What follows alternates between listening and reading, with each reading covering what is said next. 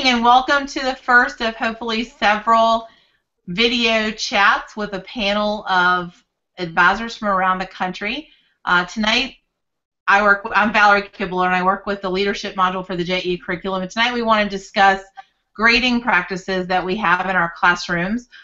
And then at the end of the chat, we're going to discuss a little bit about how you might go about getting some honors credit for your upper level courses. So I'd like to welcome our panelists today and those watching the Hangout. I teach at Harrisonburg High School and work with JEA on the curriculum, as I said. And today we're going to introduce our four panelists. So let's start with you, Aaron. Which one? Aaron Manful, I'm so sorry. Hi, I'm Aaron Manful. I am from St. Charles, Missouri in St. Louis, and this is my 18th year of advising, and I advise the newspaper there and the online sites that the students put out, as well as the broadcast program. And 2011, I was the Dow Jones Teacher of the Year, and yeah, that's a little bit about me. All right, Don. How are you? Great. Good. So I'm Don Goebel. I teach at Ladue Horton Watkins High School, St. Louis, Missouri. I teach all broadcast, multimedia broadcast, multimedia journalism, and some short cinematic narrative. And I am fortunate to be the second National Broadcast Advisor of the Year by JEA, right behind Michael Hernandez. And I'm excited to share some of his material, too, tonight on grading. Super. Thank you so much for joining us. And our other Aaron Harris. Hello, I'm Erin Harris, and I teach at Thomas Jefferson High School for Science and Technology in Alexandria, Virginia. I do the yearbook, the newspaper, and the online newspaper, with a little smidgen of broadcast thrown in there online for good measure. I've been advising for 10 years. This is my 10-year anniversary, very exciting. And I was a Rising Star in 2010 and a Special Recognition Advisor for Yearbook in 2013. All right, and finally joining us from Norfolk, Virginia, Judy Davis. Hi, I'm Judy Davis. I teach at Norfolk Collegiate School, which is a K-12 independent school. Like Aaron, this is my 10th year advising, and over that 10 years I've done newspaper, online, and literary magazine. Okay, and I am doing print and online now and working for a school media group where we combine our yearbook broadcasting, and 3 different teachers are working together to do the media. So I'm always fascinated when I go to conferences, conventions, workshops about how the topic of grading is just such a frustration for teachers. And so tonight I wanted you guys to help out a little bit by giving some tips. But I thought we might discuss first what struggles that you have faced in trying to determine what you feel is a fair way to assess your students. And I want you to, as you answer that question, keep in mind both first-year journalism students, if you have that program separate, or what we find a lot of advisors are facing around the country now, having levels 1 through 4 in the same classroom. So let's start with Aaron Manful. Man, grading's so tough because I think it's so personal to everybody, and I think I struggled for a long time trying to find what worked for me, and what I realized was I needed to take a look at what a lot of other people were doing, and then adapt for myself for what I could feel comfortable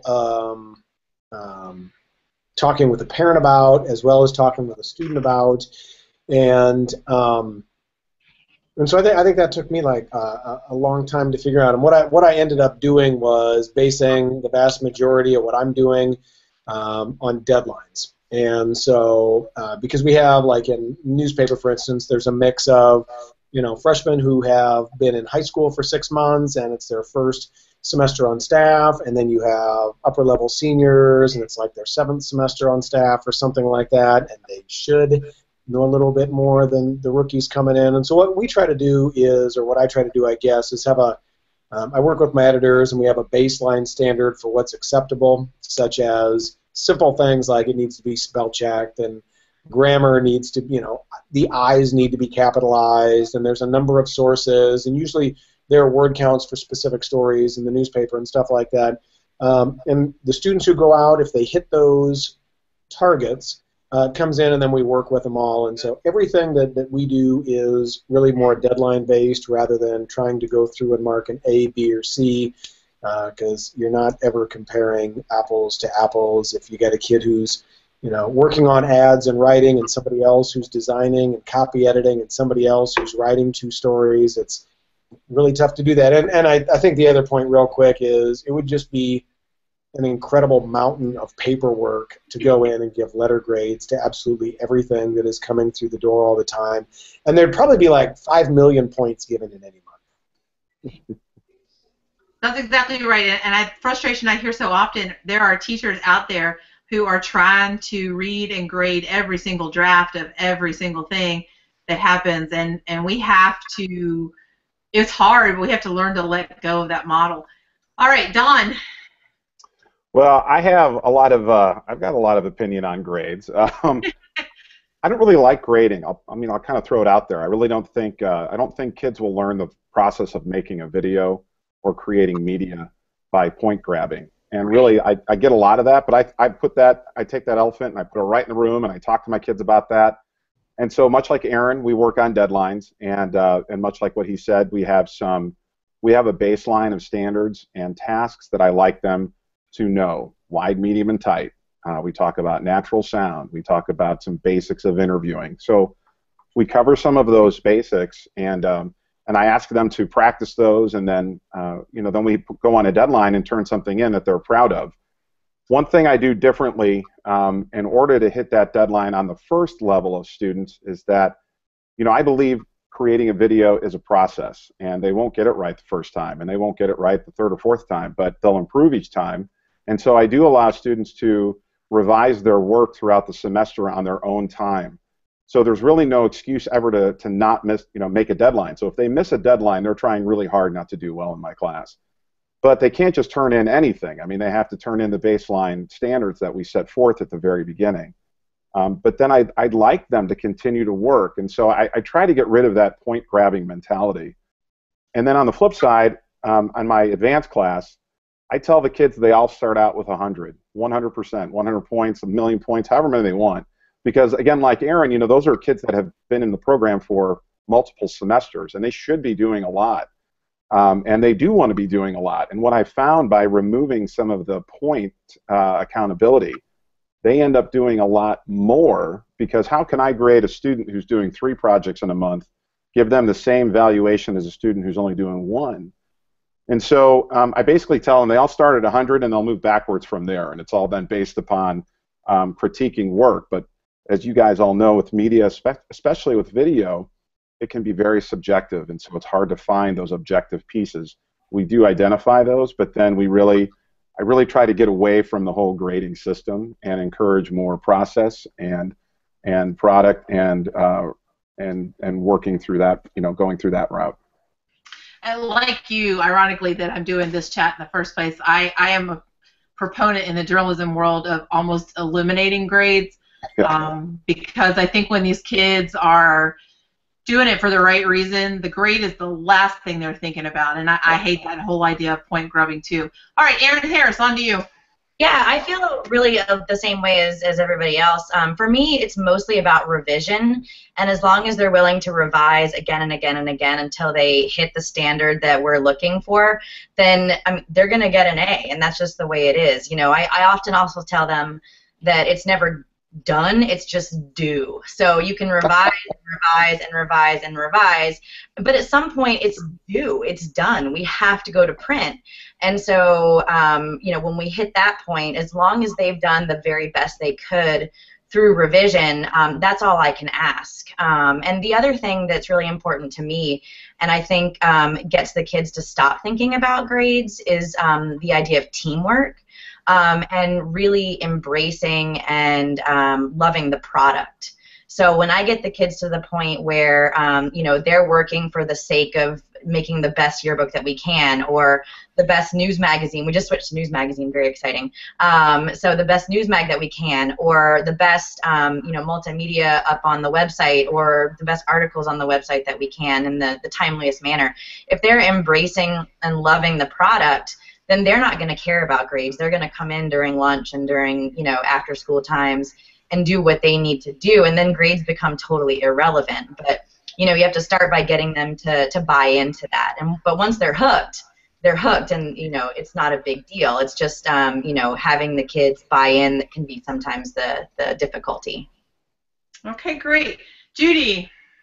Well, I'm one of those people who has the 4 levels in one room, and because we're a small school, we have usually a pretty small number of kids. Over the 10 years I've advised, I've had anywhere from 3 kids my very first year to up to 18 or 19. So what we finally came up with was designing a rubric for participation that the kids actually helped design. So a big chunk of their grade was based on participation, and they helped describe what that should look like for one of the J1s as opposed to a J3 or 4. So leadership and all of that factored in depending on the level that the student was in terms of classes. But then we also had a rubric. We grade on a 100-point scale. So I couldn't give an A, a B, a C. I had to actually give discrete number grades for the course. So we came up with a second rubric for final product grades after they had been through multiple revisions on the stories. As Erin said, at some point you have to go to press. And at that point we had kind of a student-designed rubric that said, okay, stories that get between a 92 and a 100 have these characteristics. And again, we scaled it a little bit for the Journalism 1 students versus the Journalism 4 students. But that was really the only way that I could wrap my head around 18 kids at 4 levels doing 18 different things. If I could jump in for just 1 second on that, I actually had an issue last year where I had to develop a rubric for every print issue of the paper because the team buy-in wasn't really happening. And my editors-in-chief and I also sat down and came up with the point grabbing, Don, that you were talking about just resonated with me intensely, and it hurt my heart. But we had to create a rubric where each element of the paper, including teamwork and participation and going to press conferences, had a point value assigned. So I had to move to that at the end of, or the middle of last school year. But you know, I showed that to because I have a circus, a J1, 2, 3, 4, and broadcast in one class period. So I showed that to my kids and said, we can do this. If we're not functioning as a team, if I'm seeing that not everybody is really pulling their weight or doing what they're supposed to be doing, or, you know, respecting one another and respecting deadlines, then we'll go to this system. I don't want to, you don't want to, so don't make me. So we had that conversation. Okay, so there are a couple common threads that I heard from you guys. Number 1 was developing a baseline. And I guess that's a nice segue into the next question that I had for you all. So if you were a brand new teacher and you know you're faced with a quarter system, 9 weeks or 6 weeks or whatever the case may be, how do you begin that effort to decide what you're going to assess? I can jump in. Okay, Dawn, sorry. No, that's fine. I can jump in. Because I believe there's a very basic, there are basic skills that you should know when you begin to create a video. From the basics of cinematography, we'll call that wide, medium, and tight. From the basics of sound, capturing an interview, voiceover, and natural sound. From capturing the basics of editing, editing into a sequence, 3 shots in a row, or of some semblance of wide, medium, and tight. And so I give them these baselines, and we'll take like the first 6 weeks to cover all of those. But we'll practice in the first level class. We'll practice all of them on the front end. By the time they get to the advanced level class, they know all of those, so they should have mastered those. That shouldn't even be a point of conversation. We may find that there's a certain area we want to focus on, whether it be maybe lighting or an advanced editing technique, and we'll talk about those. But from a mastery level, on the advanced level group, it's about producing on a regular basis, not only videos, maintaining their online presence with their website, and making sure that the production of our television show, much like Erin talked about, with teamwork. So I don't have students who work in partners. They all have to work independently. they can hire a partner, so they can hire a kid in class to work with them. So they're all responsible, but then they know. So there's that excuse of, well, Johnny wasn't available Tuesday night to help me film, or Mary, backed out on Saturday. It's like, okay, well, you hired that person. I didn't assign you them. So just understanding that at the different levels of knowledge that we can master those. So from an intro level, I take the very basics of what a video production should look like. We practice those, and then that's what we assess before we really get into the creativity, which then opens up the subjectivity of how to grade. So let me piggyback on that and ask you, how many different video projects within a grading period do you commonly have kids responsible for? So I'll give you an example where we are right now. We're just at the 6-week grading period with my Broadcast Technology 1 students. They have now created 2 final project videos that they'll turn in, but they've also then created like another 7 or 8 practice videos that I have to take a look at. And they have a website where they've uploaded their videos, and they'll blog about and offer reflections for each of the lessons and segments that we've discussed. So I'm evaluating all of that, and they'll turn all of it in on their website, so I can very cleanly go through all the different elements that we talked about from the beginning, have it look all very consistent, and then now I'm in the midst of grading this week. Okay, Aaron Manful, how about you? Well, I think my baseline really still sticks with deadline, because again, you're trying to coordinate so many different types of kids doing so many different things. And when I started off grading, I had the same philosophy, but my scoring guide at the end looked a lot different. Right now, I take really more of a holistic look at things, which again are very heavily based off deadlines. And early on, when I was a young teacher, that I didn't understand like the holistic thing or being able to balance like where people should fall. And so I started at both, and I've been in 2 different schools. I didn't understand the grading thing, but also I was trying to get kids to buy into the philosophy that I was kind of wanting to bring into the room and everything, which was very much deadline driven, which was different than what they had kind of been used to. And so they started off each month with 350 points, and I gave them a sheet with all the different deadlines. The big ones that I expected, there were like maybe 15 on there for each of them, and they found out how many points they missed each day one of those deadlines were off. And so obviously a story coming in a day late would be many more points than off than if their interview sources came in one day late rather than on time. So yeah, it was all still kind of deadline based, but we looked much more at the point system early on, because I think kids understood that, and that helped them buy into the deadline thing, which really does run everything, I think. I mean, if they don't understand the deadlines for newspaper or web, then you can't help them with making their writing better or making their designs better, because you're always trying to get stuff in, and backing up deadlines is just kind of a nightmare. Have you had to deal ever, Aaron, with an administration who didn't want you to take off points or reduce a grade for something being late, and or the electronic grade book that really needed to have discernible differentiation in there? Yeah, I've been so lucky with my administrators. I feel bad talking about it most of the time.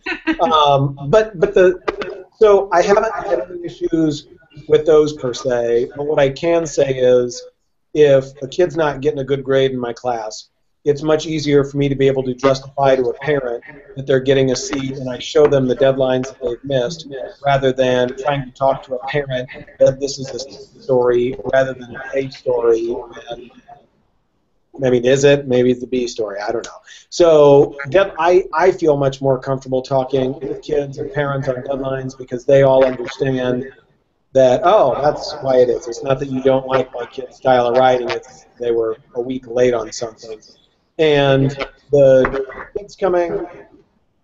students coming in my class where guidance is really good about letting the students know these are deadline-driven classes, and everything runs on that, and you need to hit the deadlines if you're going to be in there. And if I do have some special cases with students, and they need to have extended time or on a different plan, then they're almost like in with me on independent study on a different plan. And if they want to hit the deadlines and make it with everybody else, they can.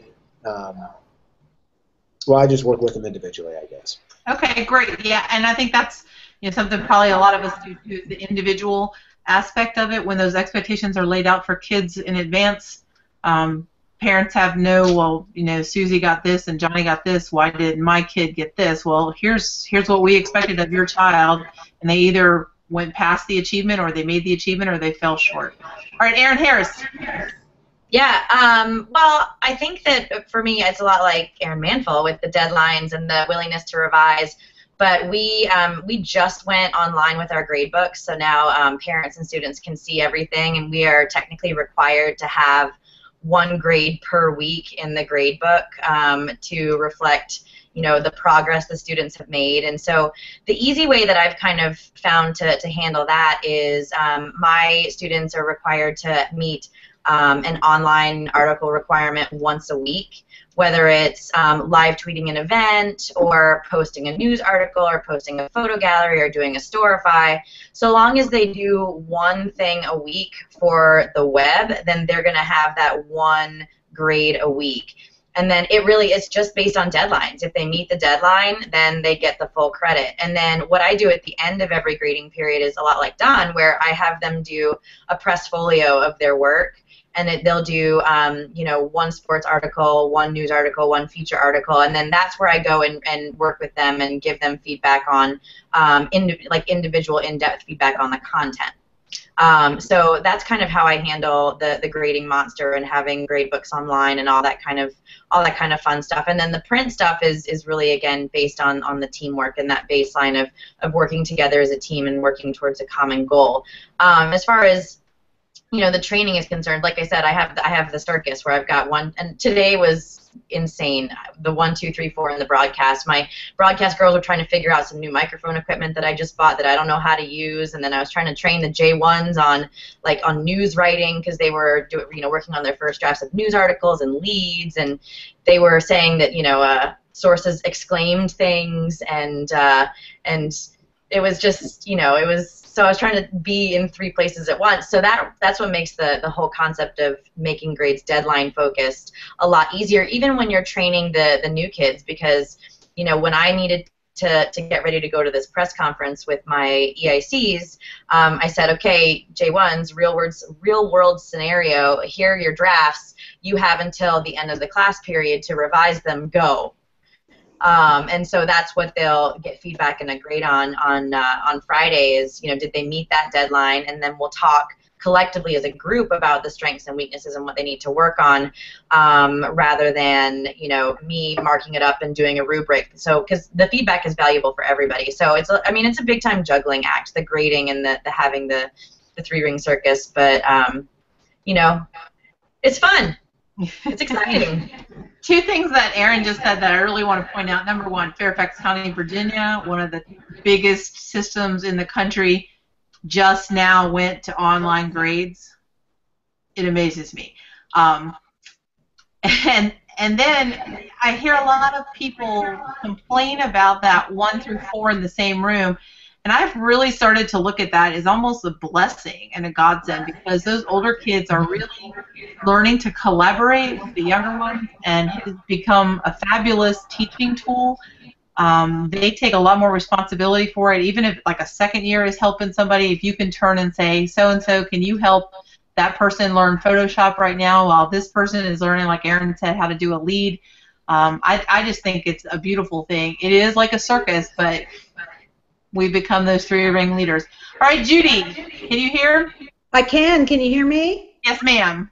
I'm sorry. We're having a little bit of a storm here, and I think that's interrupting a bit.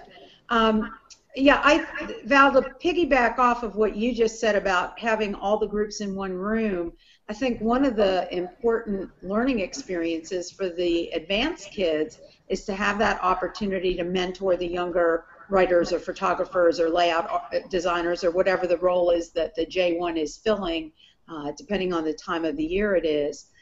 Another thing, though, that I have tried that worked pretty well in terms of the issue participation in general is to actually have those students grade themselves when it comes to their issue participation.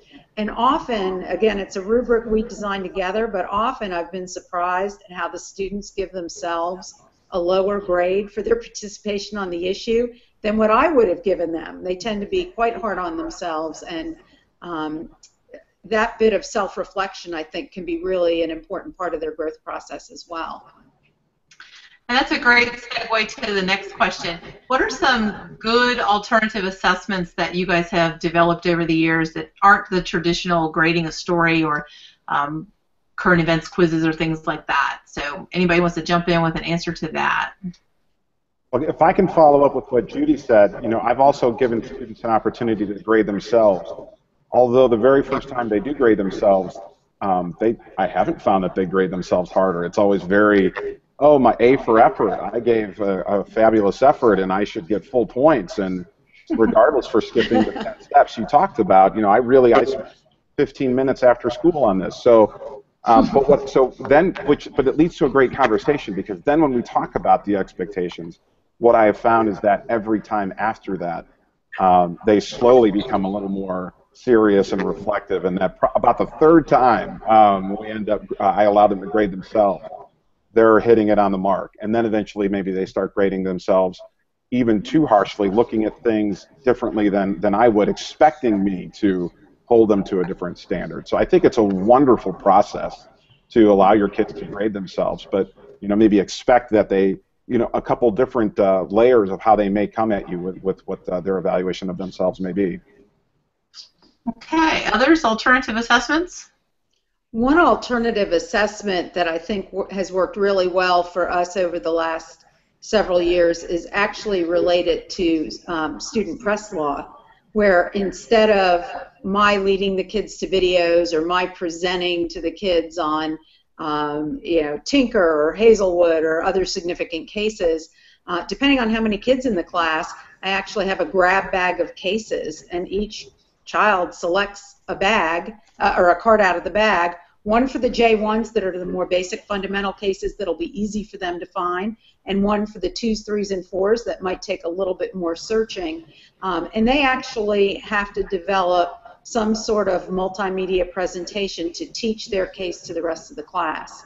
And that has worked out really well for us. Again, I've been lucky with that particular assessment because very often they go into more detail and do a lot more with the case than maybe what I would have done if I had had to prep a whole range of cases by myself and teach them in a more student-centered way. Judy, what's your timeline for that? So how do you fit that into the production process with online and print? What I've always done is kind of staggered the production, because we have to publish the J1s as you do. So when the J1s were kind of being front-ended in writing their stories, they always start a little bit before the more advanced kids in terms of the assignment process, but then the advanced kids actually work faster and get their things done more quickly. So that whole assessment, that whole project probably is just a couple-week project depending on the size of the class, and it's their filler activity. If you're waiting to do a final review with a section editor or with me, you're working on your case presentation, and there's a deadline for when the case presentations are due, but it's over a couple-week period so that people are, as somebody said before, it's a bit of a circus.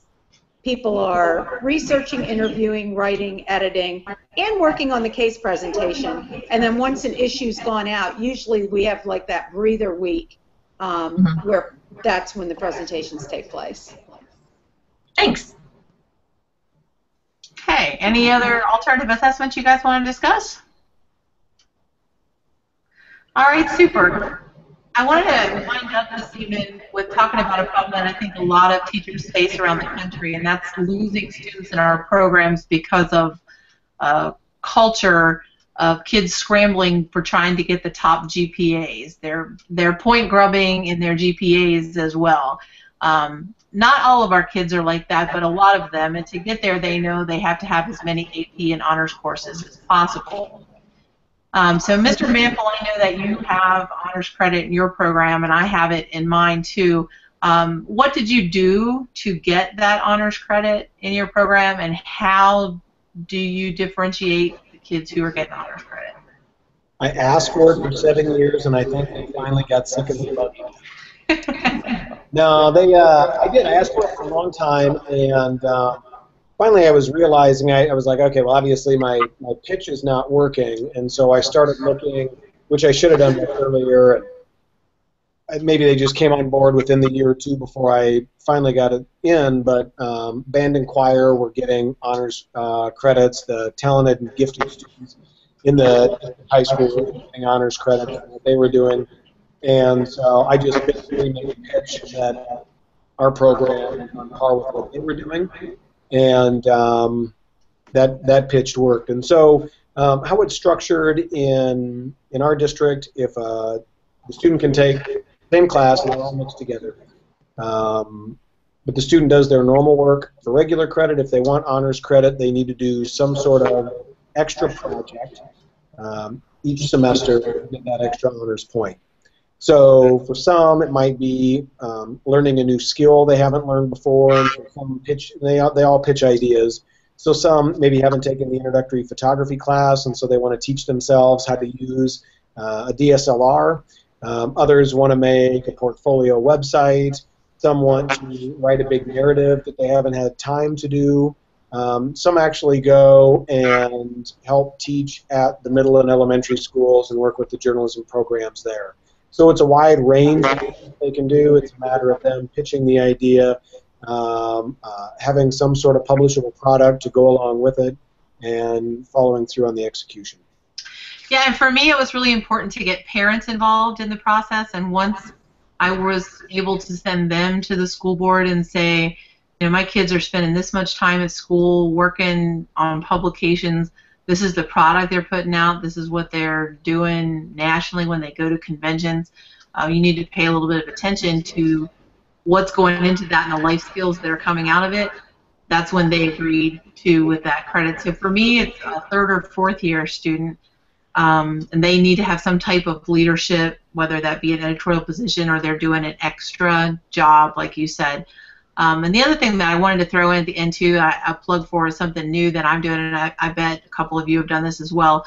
I picked up from Michelle Balmeo this summer her concept of an immersion project, where kids were pitching an idea that they set up their own deadlines throughout the course of the year, and they did an in-depth story telling the product. They were going to decide the media that they would use to tell that story.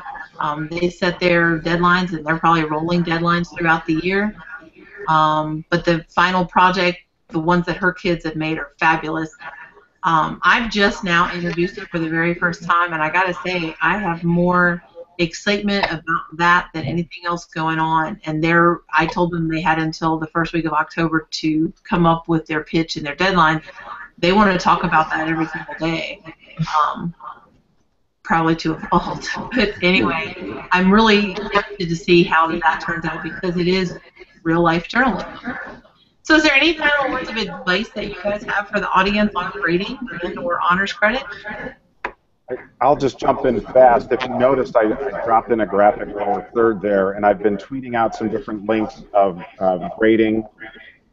For video, Michael Hernandez has written a couple of excellent blogs for the JEA digital media site. So I just created a brand new hashtag, JEA grading, and I'm looking on there, and there's the only ones that I've added, so fabulous.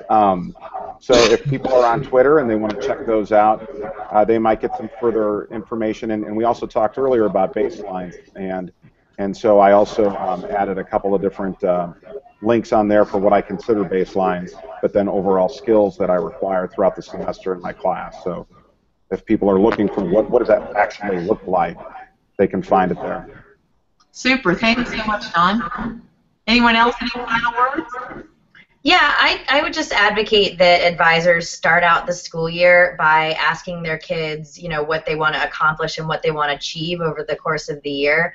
So, if they want to, just get out 3 issues of a newspaper, then, that's their goal, and that's what I'm going to do to help them, and that's how I'm going to base my grading practices. If they want to, aim for a pacemaker or a gold crown, then that's going to look different than it would be if they just want to get issues out. And so my baselines and kind of grading practices and the way I work with students is going to change based on what they want.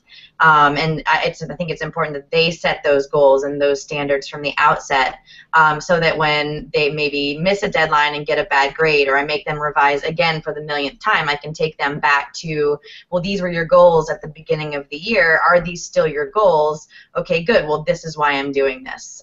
So I think, establishing expectations and having the kids establish those expectations for themselves at the start of the year is going to be really helpful as you progress throughout.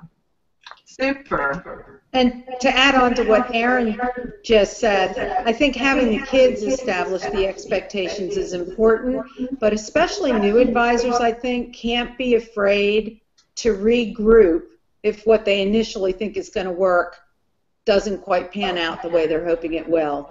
Because different groups of kids, different years, different models, you have to be flexible. Mm-hmm. I'm in year 18, and I just regrouped in one of my classes this week. So I think that it's a continuing. I think, yeah, just like you said, it's different groups and different years, and not digging your heels in sometimes and saying, by golly, I'm sticking with this because I started with it, and I'm going to look stupid if I change something. I stopped feeling bad about looking stupid long ago, and I'm going to try to always do what's right for my program, my students, and my sanity. Well, on that, I think we will wind up tonight. I appreciate the 4 of you joining us so much, and I hope that the audience out there will take the opportunity to download a lot more of the chats that the JEA curriculum will be providing. Look for them to come almost weekly soon. And thank you very much for joining us. Thanks. All right.